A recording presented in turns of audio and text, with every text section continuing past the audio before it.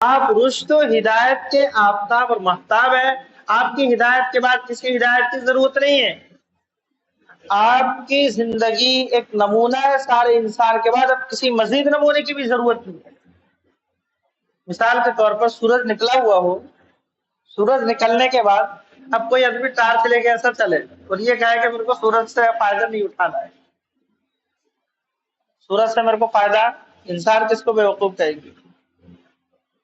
ایسے آپ صلی اللہ علیہ وسلم کی لائی ہوئی شریعت، لایا ہوا دین، یہ کوئی یعنی کمی اور خامی نہیں ہے، بلکہ کامل اور مکمل ہے. کسی قسم کی اللہ تبارک و تعالیٰ نے آپ کے دو پہلو، ایک فیصلہ نبوت اور عطائے نبوت. فیصلہ نبوت آپ کو نبی بنانے کا فیصلہ تو اس وقت کر چکا تھا جبکہ ابھی زمین آسمان بھی نہیں بنا تھا. عطائے نبوت آپ صلی اللہ علیہ وسلم کی ولادت شریفہ، ایک سب سے اعلیٰ درجے کا جو خاندان ہے بنو ہاشم، یعنی آدم علیہ السلام کی اولاد میں سب سے افضل حضرت نوح علیہ السلام، نوح علیہ السلام میں سب سے افضل ابراہیم علیہ السلام، ابراہیم علیہ السلام میں اسماعیل، پھر ان کی خاندان، ان کی نسل میں بنو ہاشم، خاندان قریش. اللہ تبارک و تعالیٰ نے اسی میں آپ کو مبعوث فرمایا. خواجہ عبداللہ. اب یہ اس کا جو جلوس ہوتا ہے مختلف تاریخ میں، 12 تاریخ کو منایا جاتا ہے، لیکن مضبوط ترین جو کتاب ہے اسد الغابہ ہے، جہاں پر صحابہ اکرام اور جو روایت کرنے والے جو صحابی اور روات جو حضرات ہوتے ہیں ان کی سیرت کو اس پر بیان کیا گیا. کہیں 2 تاریخ کا تذکرہ ہے، کہیں 10 تاریخ کا تذکرہ ہے، کہیں 8 تاریخ کا تذکرہ ہے. اس طریقے کے تذکرے موجود ہیں. پھر آپ کی وفات کا ایک ہی تذکرہ ہے 12 ربیع الاول، اس لیے اس کا ایک نام بھی دیا جاتا ہے، کیا ہے؟ 12 وفات. 12 بہرحال پیر کے دن 570 عیسوی صبح کا وقت آپ صلی اللہ علیہ وسلم کی ولادت شریف ہے. اور آپ صلی اللہ علیہ وسلم کو اللہ تبارک و تعالیٰ نے جو رشد و ہدایت دے کر بھیجا، یہ کامل اور مکمل ہے، کسی قسم کا کوئی نقص اس پر نہیں.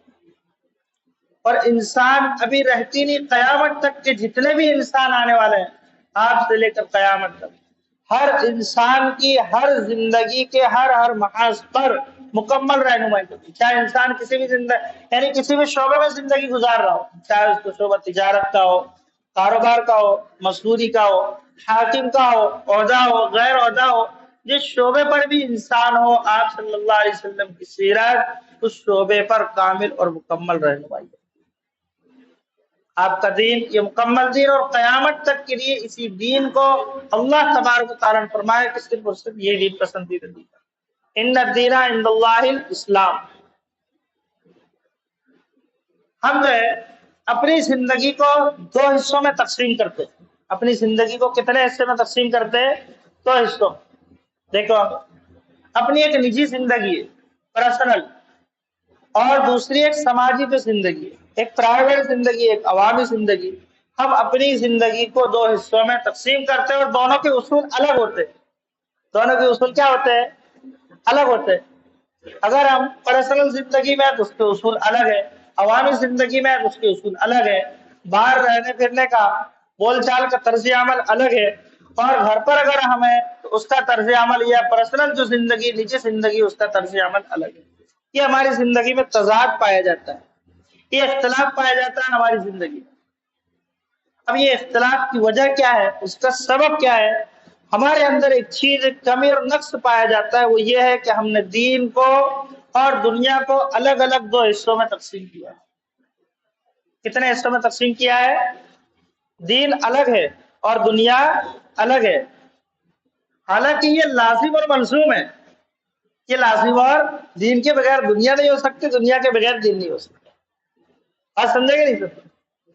بتلانے کا مقصد یہ ہے کہ جس طریقے سے آپ کی شریعت عبادت میں ہماری معین اور مددگار ہے، اسی طریقے سے اس سے ہٹ کر باہر کی زندگی وہاں پر بھی معین اور مددگار ہے. سماجی زندگی جو وجود میں آتی ہے، کس طریقے سے آتی ہے؟ سماجی زندگی جو وجود میں آتی ہے ایک دوسرے کے ساتھ ملنے سے، رنج اور غم میں شریک ہونے سے، خوشی میں شریک ہونے سے، غم میں شریک ہونے سے، ایک دوسرے کے ساتھ بیٹھنے سے، اس طریقے سے ایک دوسرے کے ساتھ حالات کو معلومات کرنے سے. اب یہ چیز اگر خوش اخلاقی کے ساتھ ہو، خوش اتواری کے ساتھ ہو، خوش گفتاری کے ساتھ ہو، یعنی اچھے سے سامنے والے کا اگر استقبال کیا جائے، خوش خوبی کے ساتھ اگر پیش آئے انسان، تو یہ ایسے اخلاق ہے اور یہ ایسے پیکر ہے کہ اس کے ذریعے سے انسان اپنے مخاطب کے ذہن میں اور اس کے دل میں، اس کے قلب و جگر میں ایک محبت کی کرن چھوڑ جاتا ہے، جس کی وجہ سے وہ انسان تو الگ چلا جاتا ہے لیکن اس کے اخلاق زندہ ہے۔ آپ صلی اللہ علیہ وسلم نے فرمایا کل معروف صدقہ ان من المعروف ان تلقى، ہر بھلائی، ہر نیک کام یہ صدقہ ہے، اگرچہ اپنے بھائی کے ساتھ محبت سے خندہ پیشانی سے پیش آنا یہ بھی صدقہ ہے۔ یہ آپ کی تعلیم۔ دوسرا، انسانوں پر انداز تخاطب کا اثر وہ یہ کہ اگر ملنے والا شخص کیا ہو، عہدیدار ہو، ملنے والا شخص اگر امیر ہو، ملنے والا شخص اگر کوئی بڑا ہو، بڑا مرتبے کا حامل ہو، تو اب یہ چیز اس کے گفتگو کے ذریعے اس چیز کا اظہار ہوتا ہے۔ ہماری عادت دیکھے ہوں گے آپ نے بھی، یہ چیز گفتگو کے ذریعے سے اس کا کیا ہوتا ہے؟ اظہار ہوتا ہے۔ لیکن حضور پاک صلی اللہ علیہ وسلم کی صفت نہیں۔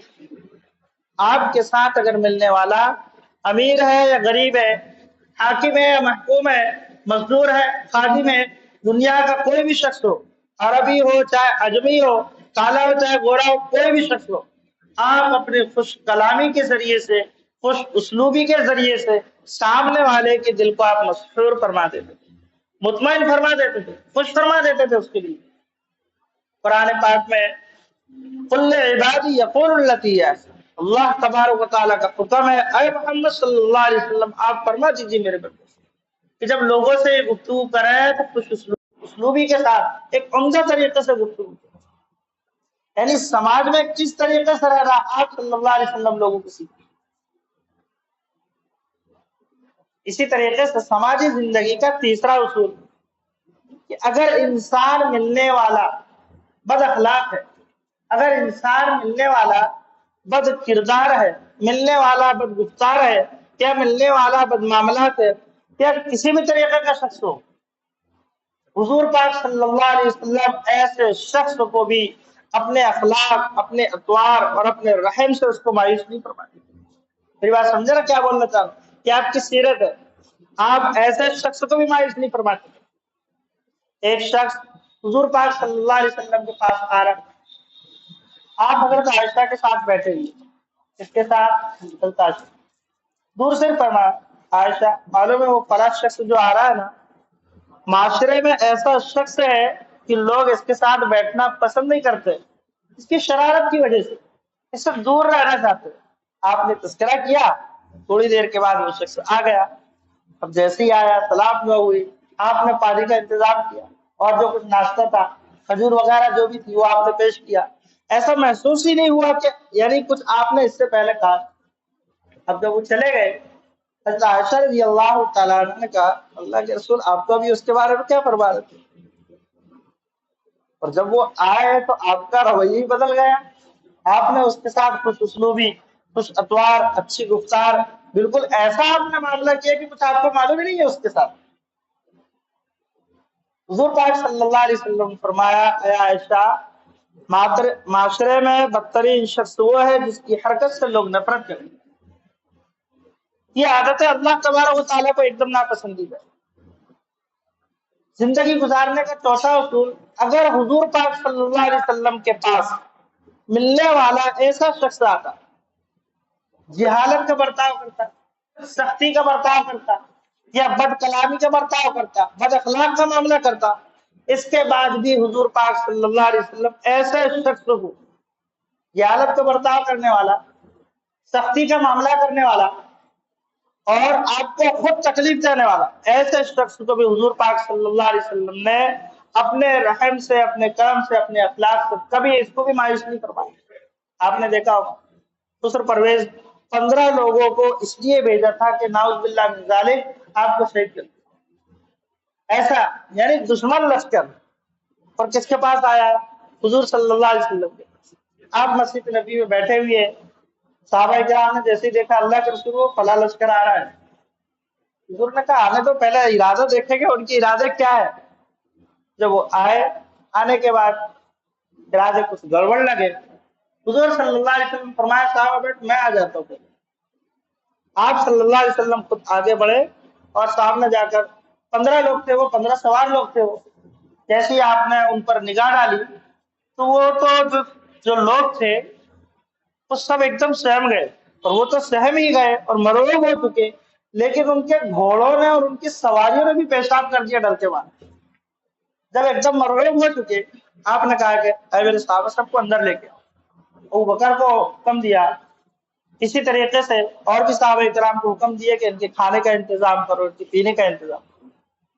اب دیکھو آپ, یعنی ایسا شخص جو سخت ترین گویا کہ آپ کو نعوذ باللہ من ذالک شہید کرنے کی ارادے سے, اور اس کے ساتھ بھی آپ کا کیا معاملہ, یہ آپ کی شریعت. ایک شخص اپنی اونٹنی پر سوار ہو کر آیا, آنے کے بعد میں صحابہ کے ساتھ حضور پاک صلی اللہ علیہ وسلم مسجد نبی میں بیٹھے. آپ نے جو چادر ڈالی تھی, کیا ڈالی تھی؟ چادر. اس چادر کو ایسے کھینچا جب سے آپ کے گلے پر نشان پڑ گئے. پہلے چادر ہوتی تھی ایک کپڑا نیچے ایک اوپر, نشان پڑ گیا آپ کے گلے پر. اور کہا محمد, کیا کہا کہ وہ میرے اپنے سامان سے میری اونٹنی کو بھر دے. اس طریقے کے الفاظ, اپنے سامان سے میری اونٹنی کو. حضور پاک صلی اللہ علیہ وسلم نے فرمایا کہ پہلے گلا تو چھوڑ, چادر جو میری پکڑی ہے گلے سے اس کو تو پہلے کیا کہا. صحابہ کرام سب سے ناراض ہوئے کہ یہ کیا طریقہ ہے بات کرنے کا. حضور صلی اللہ علیہ وسلم نے فرمایا جو شخص تمہارے ساتھ اس طریقے کا معاملہ کرے اس کو بھی اپنے کرم سے محروم. یہ آپ صلی اللہ علیہ وسلم کا طرز عمل. خلاصہ کلام, اگر انسان کو زندگی گزارنے کا طرز عمل, ادب, تہذیب, مہذب طریقہ اگر یہ چیز نہیں ہے, اگر وہ شہر کے اندر اچھی جگہ بھی اگر رہ رہا ہے اس کو جنگل محسوس کرے گا, اور اگر خوش اخلاق انسان اگر جنگل میں بھی رہتا ہے تو وہ اس کے لیے گویا کہ ایک باغ, اس کو بھی عمدہ محسوس کرتا ہے کیونکہ اس کی ذات میں اچھی چیز ہے. حضرت حسین رضی اللہ تعالیٰ